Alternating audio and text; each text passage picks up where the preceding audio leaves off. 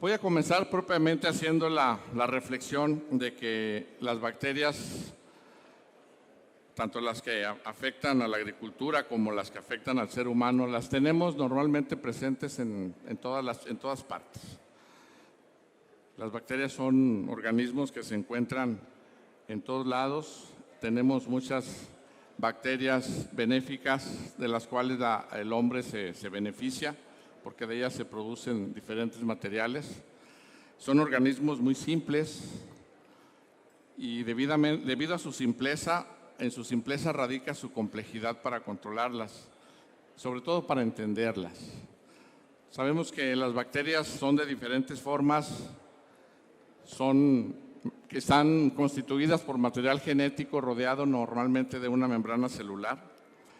Esta membrana celular pues contiene simplemente estructuras simples, RNA, DNA, membrana citoplasmática, etcétera. Y en la agricultura encontramos propiamente 6 géneros que afectan los cultivos agrícolas. Géneros como erwinias, como pseudomonas, como xanthomonas, agrobacterium, clavibacter, streptomyces, que era una bacteria considerada benéfica 100% para el ser humano, porque de ahí se derivan muchos productos que se utilizan en la salud humana. Por ejemplo, streptomyces viene de ahí, y algunos otros productos que se derivan de la bacteria. Sin embargo, ya la tenemos afectando en algunos cultivos de papa, y bueno, ya aparece dentro de esta lista. La complejidad del control bacteriano radica básicamente en su mecanismo de reproducción. Las bacterias no tienen estructuras sexuales.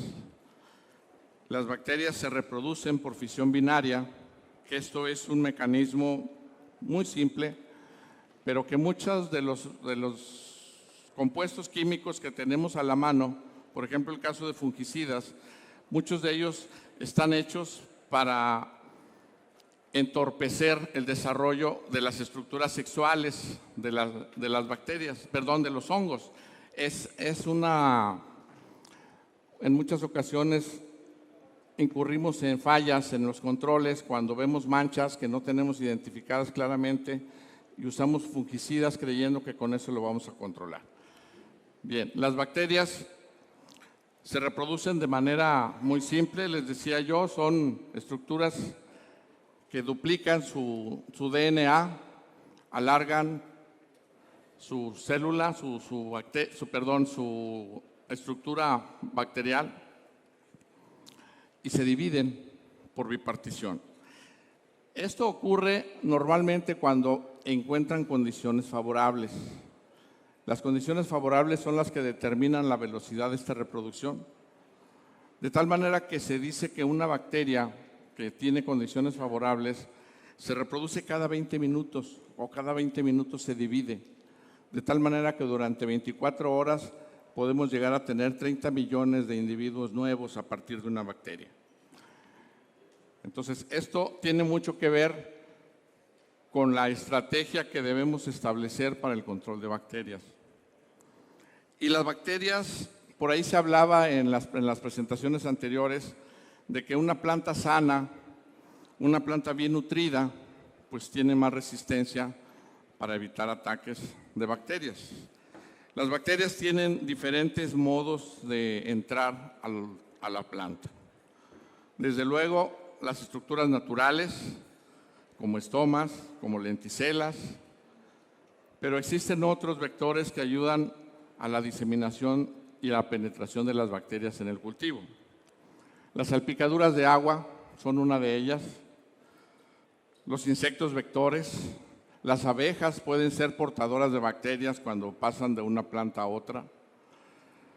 Las herramientas contaminadas, las semillas infectadas, las plantas infectadas, los vientos, etcétera. Los vientos en muchas de las ocasiones provocan arrastre de arenas que tallan o arenas que de alguna manera erosionan la superficie de la planta o de los tejidos. Y en cuanto hay una lesión, por pequeña que sea, ahí es una apertura muy favorable para la entrada de una bacteria. De tal manera que las bacterias, les decía, pues las tenemos materialmente en todas partes, están en el suelo, están en el agua. Las bacterias básicamente son organismos que consumen aminoácidos, que consumen sustancias propiamente de la planta para producir proteínas. Ellas son los únicos organismos que producen sus proteínas a partir de aminoácidos, y estas proteínas no tienen otra finalidad más que multiplicar las células de las bacterias, es decir, multiplicar o crear material para la formación de las paredes celulares de las bacterias. Entonces, debido a esta situación, las bacterias las encontramos atacando cultivos y provocando diferentes sintomatologías, desde pudriciones acuosas, como lo vemos en el caso de Erwinia, que es una bacteria conocida por producir este tipo de lesiones o este tipo de daños en los tejidos. En el caso de Pseudomonas solanacearum, que vemos que es una bacteria que tiene la capacidad de moverse a través del sistema vascular de la planta. Xanthomonas campestris, provocando tejido necrótico o daño necrótico con halos amarillos en cultivos de chiles, en cultivos de solanáceas, tomates, desde luego follajes, frutos. Clavibacter, que pues esto es algo que no deberíamos estar viendo porque sabemos la velocidad y la patogenicidad con la que se presenta. Y bueno, Clavibacter es un caso totalmente excepcional en cuanto a los controles de bacterias, ya que Clavibacter, lo que tenemos que hacer para poder evitar tener este tipo de problema, pues es establecer estrategias de tipo preventivas. Preventivas desde el momento en que estamos seleccionando nuestro material genético, nuestra semilla, conocer cuál es el origen. Si trabajamos con injertos o con plantas injertadas, obviamente este trabajo tendrá que hacerse de manera muy aséptica y en condiciones totalmente libres de bacterias. Y bueno, viene luego el trabajo de campo, que es el establecimiento ya de planta sana. Dicen por ahí que lo que bien empieza puede terminar bien, pero lo que mal empieza definitivamente nunca va a terminar bien. Y esto tiene que ver con las condiciones ambientales de las bacterias en las cuales se desarrollan. Y se habla por ahí que hay una zona de peligro que oscila entre los 5 y 20 y 60 grados centígrados. Se dice que en este rango de temperatura la mayoría de las bacterias se desarrollan. Obviamente en este rango de temperatura se presenta una gráfica de campana, obviamente donde el rango mayor de exposición o de exponencialización de la reproducción bacteriana está alrededor de los 30 a 35 grados. La humedad relativa tiene mucho que ver también. Humedades relativas superiores a 50% son condiciones favorables para el desarrollo de las bacterias. El pH óptimo de desarrollo es el pH neutro. En condiciones de pH neutro, las bacterias se desarrollan muy rápido. Toleran, obviamente, condiciones ligeramente alcalinas, ligeramente ácidas, pero a medida que nos alejamos del centro, a medida que nos alejamos de esa neutralidad, ya sea hacia el lado alcalino o hacia el lado ácido, estaríamos considerando que estamos creando condiciones adversas para el desarrollo de bacterias. El oxígeno es otro factor. La mayoría de las bacterias trabajan bajo condiciones de oxígeno, aunque hay algunas bacterias que son anaeróbicas, pero la gran mayoría de las que nos afectan en los cultivos agrícolas requieren de oxígeno. Y desde luego requieren lesiones en el tejido vegetal para poder introducirse.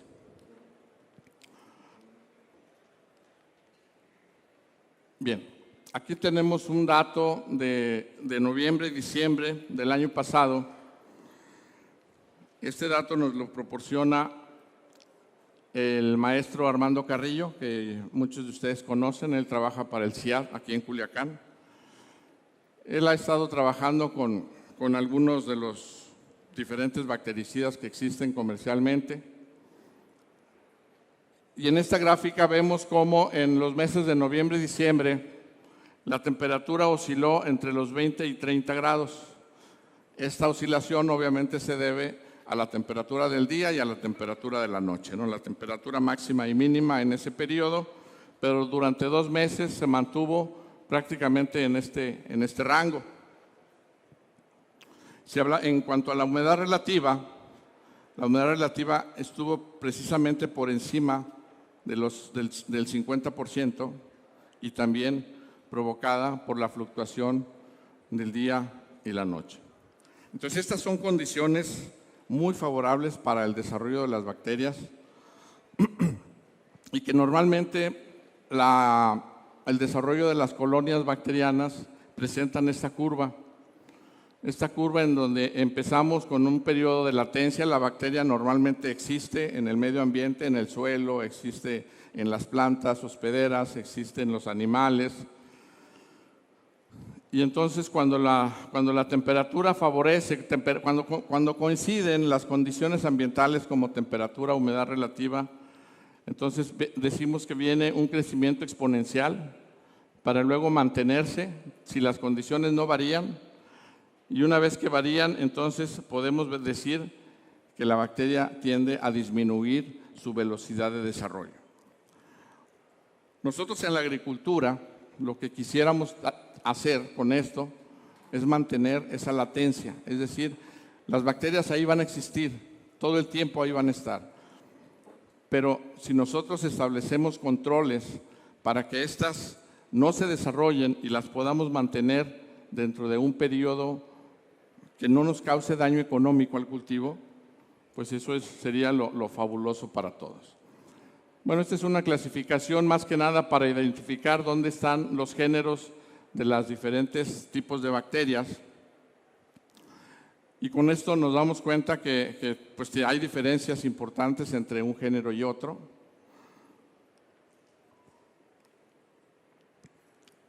Cuando buscamos elementos para controlar esas bacterias, vamos a encontrar diferentes tipos o podemos echar mano de diferentes tipos.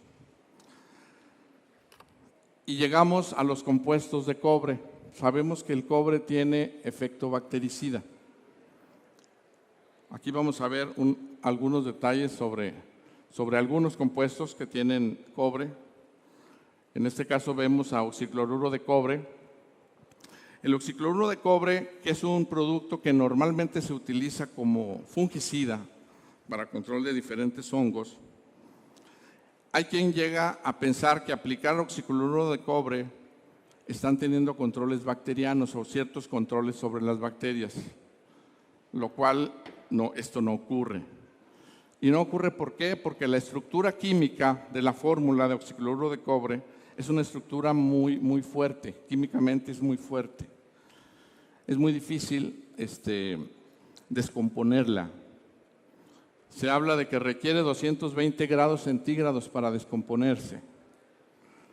Muy estable en pH neutro. Tal vez si cambiamos el pH pudiéramos modificar de alguna parte y poder obtener alguna cantidad de cobre, lo cual realmente es muy poca la probabilidad.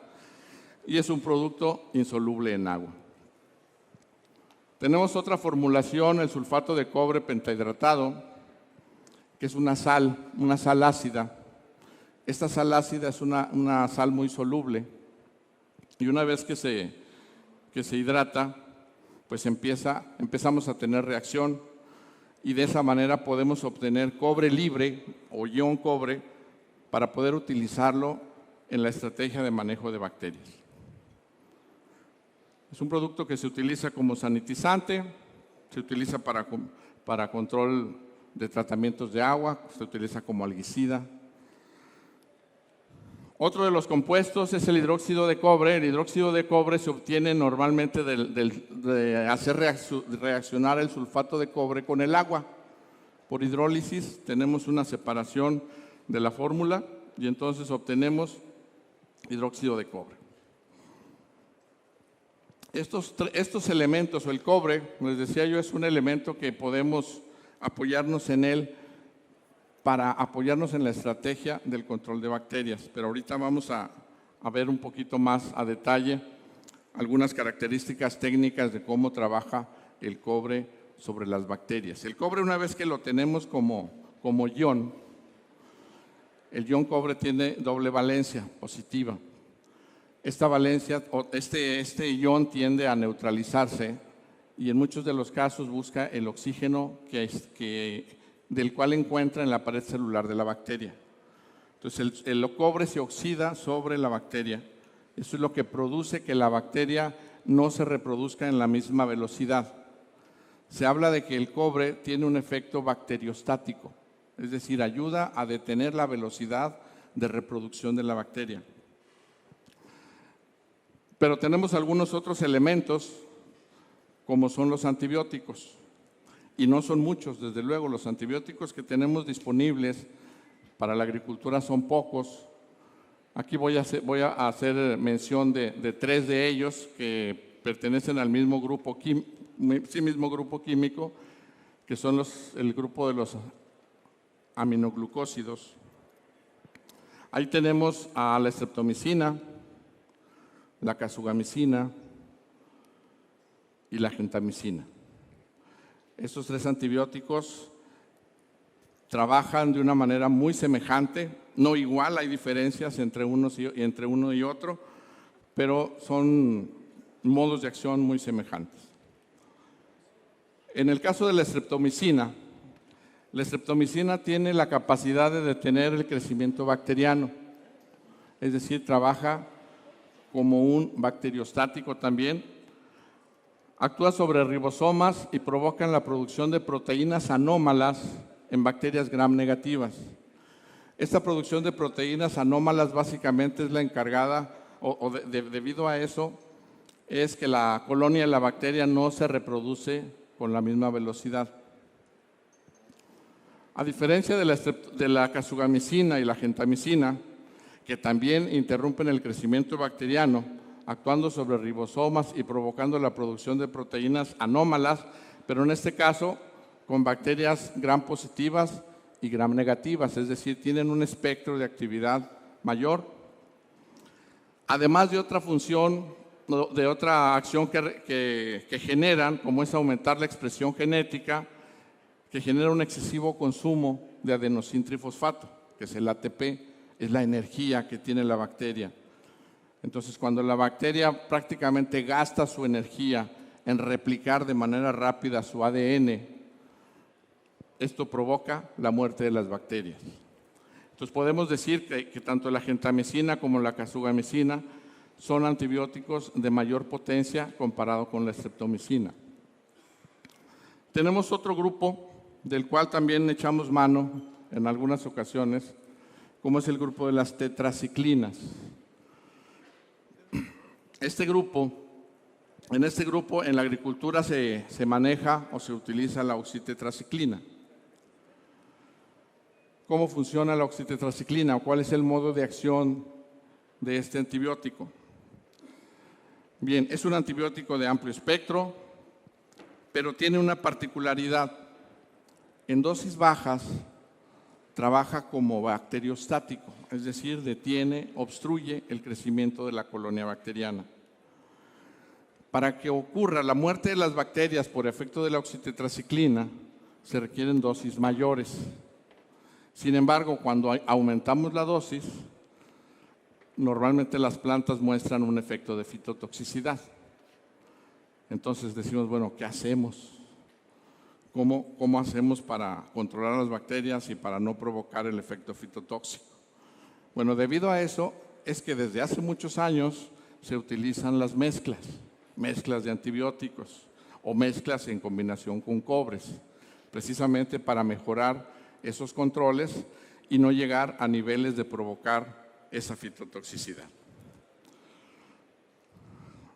Hay cuando la dosis es alta, se altera la membrana citoplasmática de las bacterias, permitiendo la salida de los componentes intracelulares. Esto es, prácticamente revienta las bacterias porque provoca la ruptura de sus paredes celulares. Bien, las paredes celulares de las bacterias gram positivas y gram negativas son diferentes. Las gram positivas comprenden dos estructuras en su pared celular. La primera de ellas, que está hacia el exterior, está compuesta por una sustancia llamada peptidoglicano y que normalmente va a representar el 50% del grosor de la estructura de la pared celular. Internamente va a tener la otra pared, que esto no es otra cosa más que la membrana citoplasmática. En el caso de las gram negativas tienen 3 capas en su estructura y la más externa es una capa compuesta por un lipopolisacárido. Entonces, esta es una sustancia grasa que normalmente ofrece cierta resistencia a los controles o a los productos que son aplicados a este tipo de bacterias. Entonces, a esto se debe fundamentalmente que haya diferencias en los efectos que provoca un elemento y otro. Hablábamos de los cobres. Los cobres tienen un efecto bacteriostático, tanto gram positivas como gram negativas. La streptomicina con efecto bacteriostático en gram negativas. La oxitetraciclina con efecto bacteriostático en dosis bajas o bactericida en dosis altas, pero con gram negativas también. El sulfato de gentamicina con efecto tanto en gram positivas como en gram negativas, y el efecto del hidrocloruro de casugamicina también provocando muerte en bacterias gram positivas y gram negativas. Entonces, de aquí, de esta tabla, se desprenden algunas ideas que nos pueden ayudar a mejorar o a establecer la estrategia para controlar las bacterias dependiendo del tipo de bacteria que tengamos. Dentro de la clasificación de las bacterias, por poner algunos ejemplos de gram negativas, tenemos a Erwinias, Pseudomonas, Xanthomonas, Agrobacterium.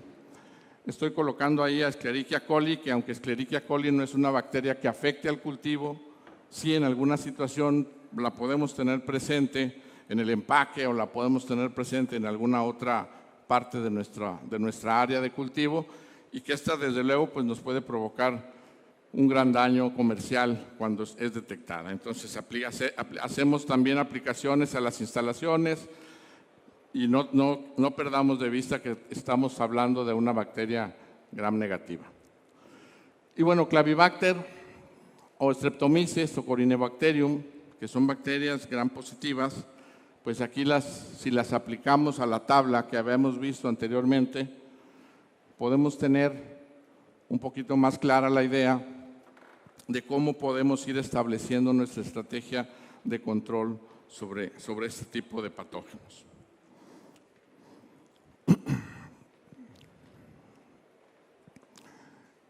El uso de las mezclas de antibióticos, este es algo que básicamente lo quise presentar porque la idea es provocar en ustedes esa inquietud y ir a revisar etiquetas, ir a revisar composición y formulaciones de los diferentes antibióticos que tenemos disponibles. Y vamos a encontrar cómo vienen. Voy a ocultar enseguida se las explico. Mezclas que encontramos comercialmente con streptomicina y oxitetraciclina en concentraciones de 150 y 15 gramos de ingrediente activo por cada kilogramo de producto formulado. Tenemos otra mezcla comercialmente que es la streptomicina con 17.5 gramos, oxitetraciclina 1.7 y sulfato de cobre 425. También tenemos en el mercado oxitetraciclina con 60 gramos y gentamicina con 20 gramos. También tenemos oxitetraciclina con 300 gramos y gentamicina con 100. Y oxitetraciclina con 60 gramos, gentamicina con 20 y sulfato de cobre pentahidratado con 800 gramos de ingrediente activo. Estas son las fórmulas que vamos a encontrar disponibles en el mercado. ¿Tienes una pregunta? Adelante. Aquí hay una que es pura streptomicina, sin óxido. Así es. ¿Qué concentración? No me la sé, pero ahí hay una. Ok. Anotemos por ahí, con la intención de que tengamos esta información a la vista y nos pueda ayudar a determinar. Si le das el micrófono para que nos dé el nombre. Se llama que la pura Strepto streptomicina. 51. Strepto 51. Ok.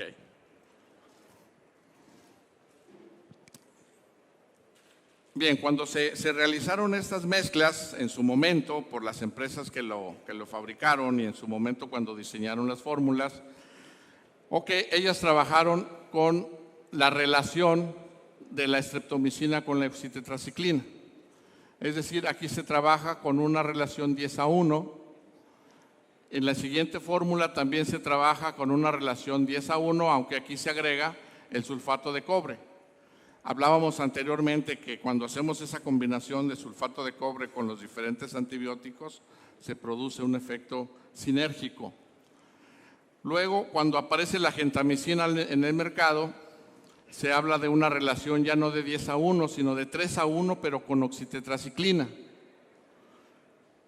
Esta otra formulación, que es una formulación más concentrada, mantiene la relación de 3:1, y esta última formulación también mantiene la relación 3:1, con la diferencia que en la última formulación tenemos sulfato de cobre pentahidratado. ¿Cómo andamos con las dosis con cada uno de ellos? En el caso de la primera mezcla, se trabaja normalmente con 60 gramos en 100 litros de agua. Con la segunda mezcla, con 625 gramos en 100 litros de agua. Con la tercera mezcla, 400 gramos en 100 litros de agua. Con la cuarta mezcla, 80 gramos en 100 litros de agua. Y con la última, 100 gramos en 100 litros de agua. Si eso nosotros lo traducimos a cantidad de ingrediente activo con el que estamos trabajando, vamos a encontrar que en la primera estamos trabajando con 9 gramos de streptomicina y 0.9 o casi 1 de oxitetraciclina. En la segunda fórmula, 10.1 de streptomicina con 1.1 de oxi más 265 gramos de cobre en forma de sulfato. En la tercera tenemos 24 gramos de oxitetraciclina y 8 gramos de gentamicina. En la siguiente fórmula tenemos exactamente lo mismo, ya que aunque aquí tenemos una mayor concentración, la dosis nos da propiamente la dosis recomendada por el fabricante, nos arroja exactamente las mismas concentraciones en oxitetraciclina y gentamicina. Y en la última formulación vamos a encontrar una situación interesante. Aquí estamos trabajando con 6 gramos de oxitetraciclina, 2 gramos de gentamicina y 80 gramos de sulfato de cobre pentahidratado.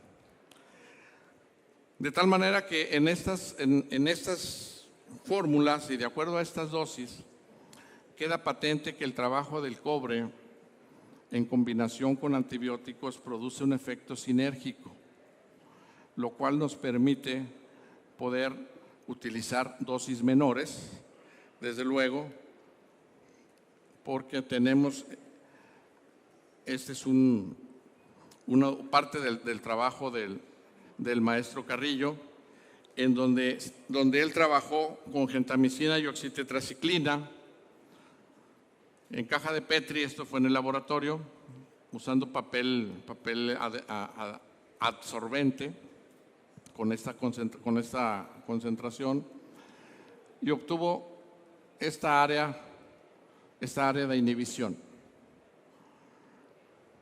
Pero vean ustedes cuando aparece el sulfato de cobre pentahidratado, cómo el área de inhibición se vuelve un área mucho mayor, precisamente debido a la sinergia que provoca la combinación de sus elementos.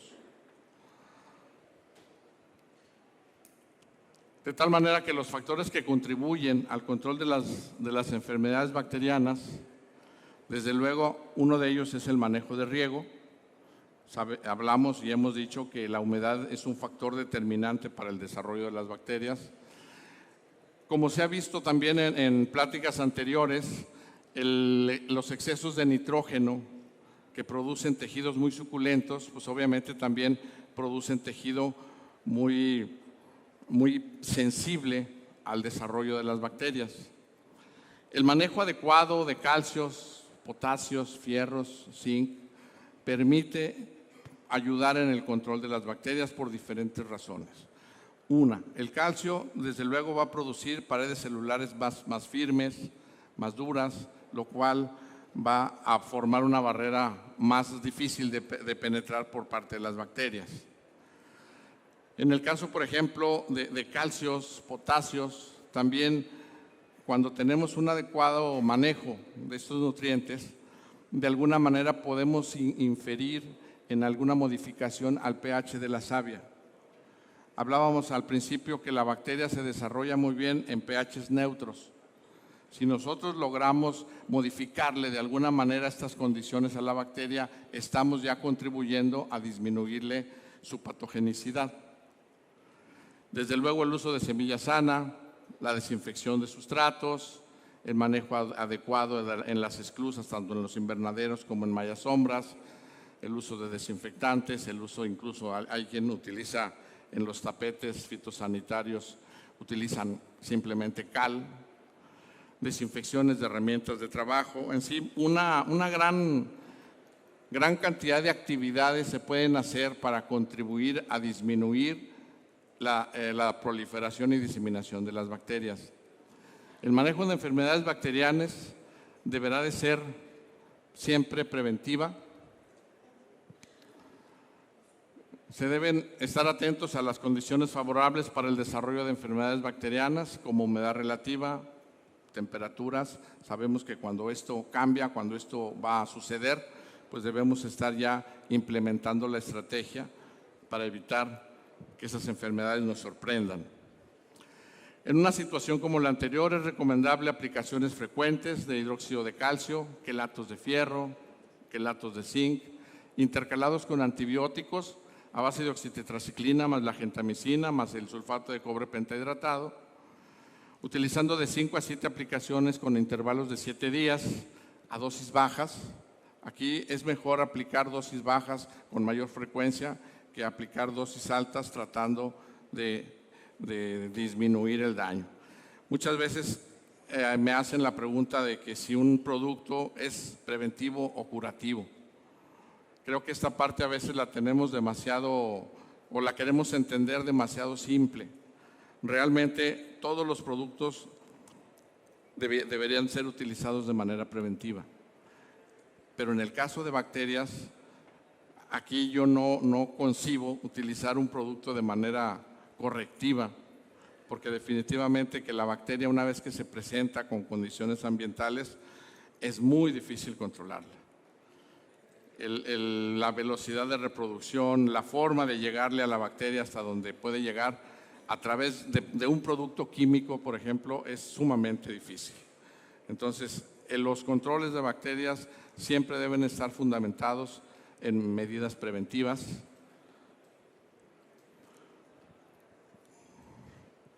Cuando los síntomas de la enfermedad son visibles, es recomendable no ingresar con maquinaria o personal al campo de los cultivos, utilizar dosis altas en aplicaciones inyectadas al sistema de riego con casugamicina.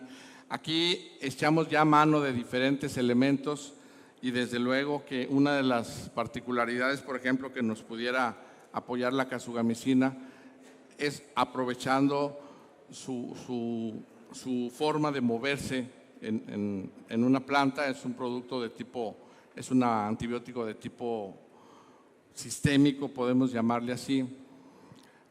Completar con aplicaciones foliares, con bactericidas de triple mezcla combinado con aminoácidos, ácidos húmicos y ácidos fúlvicos. Si vemos esto esquemáticamente, esto sería una situación pues, en la que se quiere disminuir un problema al cual les digo no deberíamos llegar, es utilizar un producto con una solubilidad alta que le permita moverse dentro de la planta al suelo y posteriormente aplicaciones o intercalar aplicaciones foliares con los productos de triple mezcla, como el caso de la oxitetraciclina, la gentamicina y el sulfato de cobre pentahidratado.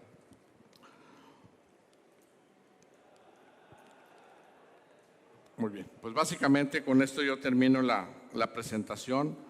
Sí me gustaría saber si hay alguna duda, alguna observación, claro, desde luego algún comentario. Si me ayudas con los micrófonos, por acá tenemos una duda. Buenas tardes. Sí, buenas tardes. Una pregunta muy sencilla. Las mezclas de antibióticos de las que nos platicó, ¿tienen registro para hortalizas, o sea, marcas comerciales? Bien, la última mezcla que les presenté tiene registro para solanáceas y para cucurbitáceas y agaves. Así es. Y he escuchado hablar de la canamicina últimamente como un producto nuevo. Sí. También, digo, no sé qué tanta expectativa o qué tanta eficacia tiene en cuanto a control de bacterias. Ok, la canamicina es un bactericida perteneciente al grupo de los aminoglucósidos. Es decir, es el mismo grupo de la oxitetraciclina, de la streptomicina, la gentamicina y la casugamicina. Pertenecen al mismo grupo. Esto quiere decir que su modo de acción es muy semejante. Aquí lo que pudiéramos tener es una diferencia en la reacción, es decir, en cuanto a la dosis. Puede ser más o menos efectivo y requerir más o menos dosis, dependiendo de la planta y dependiendo del patógeno, ¿no? Pero estaríamos hablando de algo semejante. Gracias. Atrás, por si me haces favor. Ok, gracias. Buenas tardes. Buenas tardes. Las dosificaciones que diste era para campo abierto. ¿Y qué pasa en el tratamiento de invernaderos? ¿Cuál es la dosis en invernadero y la secuencia que se debe de aplicar? Me imagino que eso de 5 a 7 días es campo abierto, ¿no? Es correcto. Ok. De hecho, las dosificaciones o la frecuencia de las aplicaciones no puede variar mucho entre campo abierto y invernadero. ¿Por qué? Porque los antibióticos son sustancias muy fácilmente degradables. Es decir, no son residuales, no permanecen mucho tiempo dentro de la planta. La misma planta se encarga de desdoblarlos y prácticamente de deshacer la fórmula. Y son fáciles de desdoblar fundamentalmente porque no son otra cosa más que cadenas de azúcares. Estas cadenas de azúcares muy rápidamente la planta tiene la capacidad de desdoblarlas, de tal manera que cuando seguimos la ruta metabólica de un antibiótico, en 72 horas ese antibiótico ya se convirtió en agua y en CO2. Entonces las frecuencias van a depender o de condiciones ambientales o bien si vamos a mantener un trabajo preventivo, estaríamos pensando que cuando las condiciones son más favorables para las bacterias, estar haciendo aplicaciones, por ejemplo, cada 5 días, cada 7 días, ese sería el rango de periodicidad.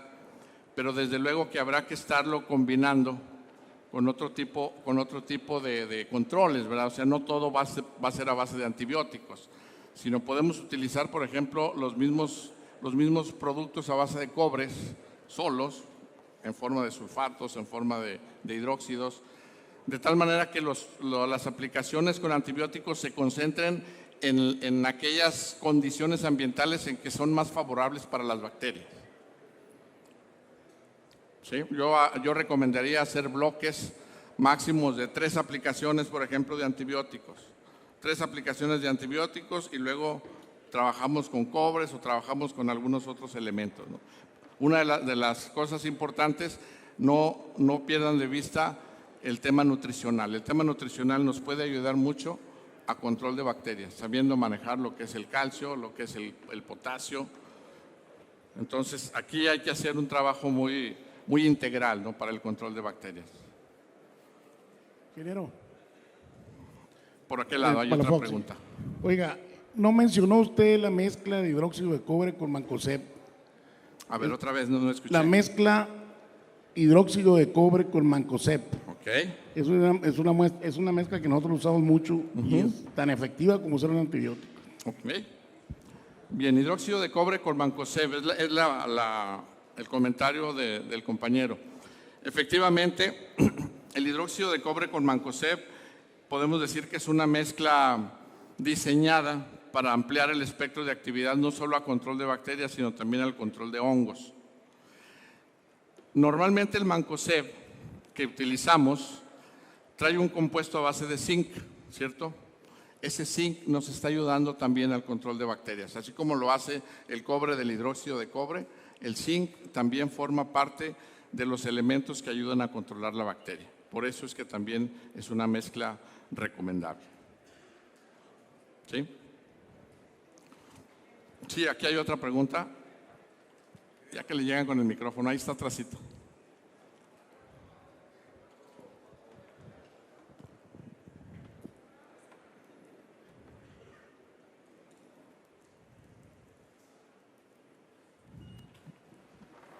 En el caso de antibióticos, Sí.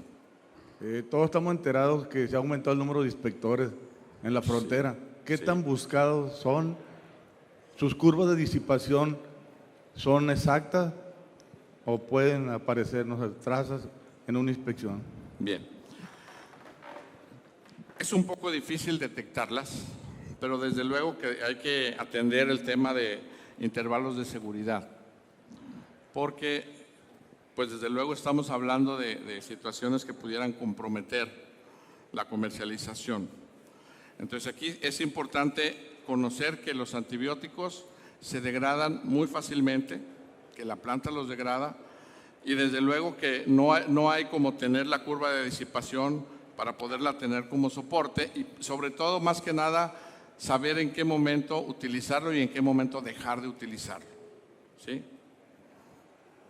Pero sí es un asunto que tendríamos que atender, porque los antibióticos no están permitidos para exportación.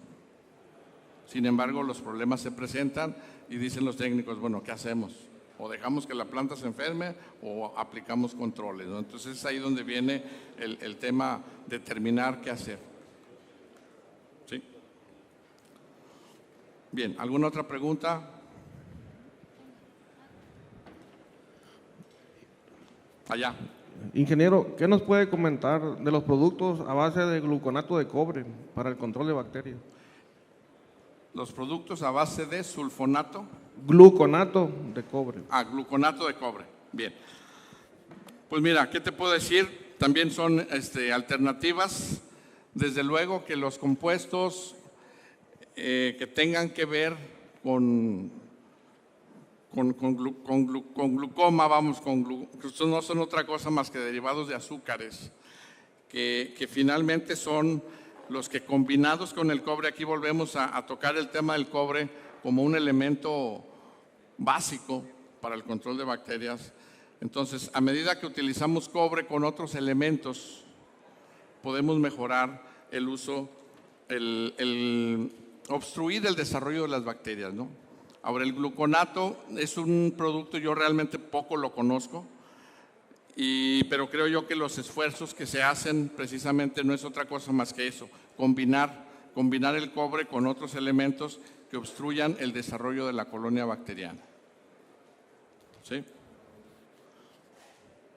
Se habla por ahí en algunos casos de formulaciones a base de oleatos cúpricos, que también tienen cierto efecto sobre el control de bacterias.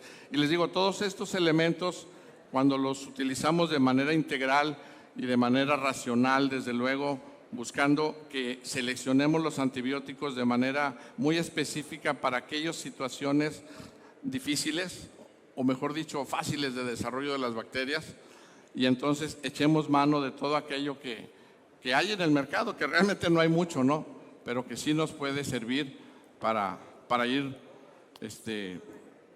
vamos haciendo rotaciones de diferentes tipos de elementos, ¿no? Yodos, así es.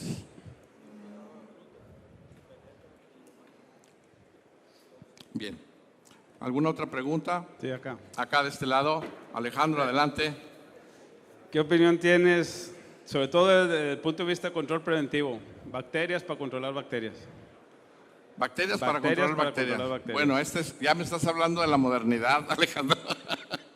Desde luego que esta es la parte nueva, ¿no? La parte que viene de controles de microorganismos para controlar otros microorganismos.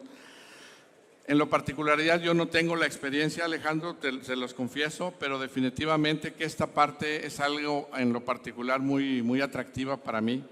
Estamos empezando a trabajar ya con algunos microorganismos, todavía no tengo resultados desde luego, pero que yo espero poderles ofrecer información al respecto en una próxima reunión, si me invitan, claro. Pero yo creo que ese sería el compromiso de ofrecerles información sobre ese sentido. Hay muy poca y creo que las expectativas son muy grandes en este tipo de controles biológicos. ¿Alguna otra pregunta? Ya.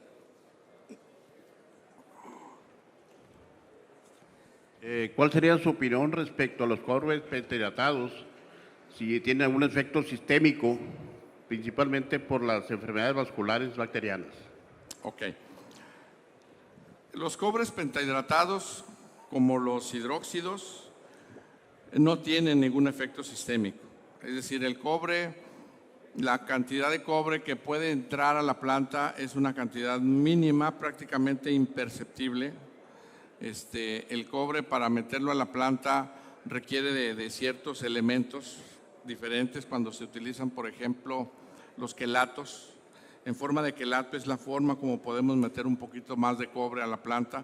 De hecho, el cobre es parte de los elementos que la planta utiliza dentro de la nutrición, aunque son cantidades muy pequeñas, pero en forma de quelatos es como lo podemos integrar a la planta. En la forma de sulfatos y en la forma de hidróxidos, difícilmente vamos a poder introducir un cobre a una planta. Entonces, básicamente van a trabajar 100% de contacto. Ingeniero, ¿tienes alguna experiencia sobre el naftenato de cobre? Naftenato de cobre, no, ingeniero, no tengo ninguna experiencia con naftenato. Sí, de hecho, se hablaba de que era muy agresivo contra las bacterias, ¿no? Pero por eso es la pregunta. Ok, no tengo la experiencia, ingeniero, lamentablemente no. Ok.